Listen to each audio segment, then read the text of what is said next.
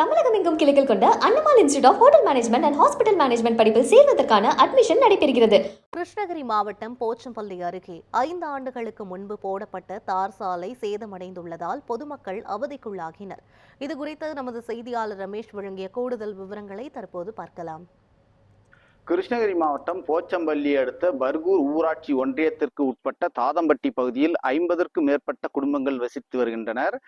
இந்நிலையில் கடந்த 30 ஆண்டு காலமாக மண் சாலையாக இருந்த சாலையை கடந்த 5 ஆண்டுகளுக்கு முன்பு 500 மீட்டர் தொலைவு மட்டுமே தார் சாலையாக அமைக்கப்பட்டது.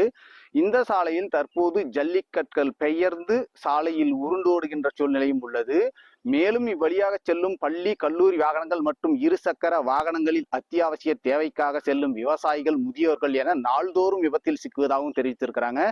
இது குறித்து தாதம்பட்டி ஊராட்சி மன்ற அலுவலகம் மூலம் பல்வேறு அதிகாரிகளுக்கு மனு அளிக்கப்பட்டு தற்போது அந்த சாலையை புதுப்பிக்க தேவையான தடையில்லா சான்றுகள் வழங்கலாம் என பர்கூர் வட்டார வளர்ச்சி அலுவலரிடம் ஒப்புதலும் பெறப்பட்டிருக்கிறது.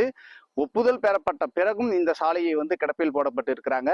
அரசு உடனடியாக நடவடிக்கை மேற்கொண்டு ஜிங்கல் கதிரம்பட்டி சாலை முதல் கணக்கு பிள்ளை கொட்டாய் வழியாக தாதம்பட்டி ஊராட்சி ஒன்றிய நடுநிலைப்பள்ளி வரை உள்ள 1 கிலோமீட்டர் சாலையை புதிய தார் சாலையாக அமைத்து கொடுக்க சட்டமன்ற உறுப்பினர் மற்றும் பர்கூர் வட்டார வளர்ச்சி அலுவலர் ஆகியோருக்கு இப்பகுதி மக்கள் கோரிக்கை விடுத்துள்ளனர்.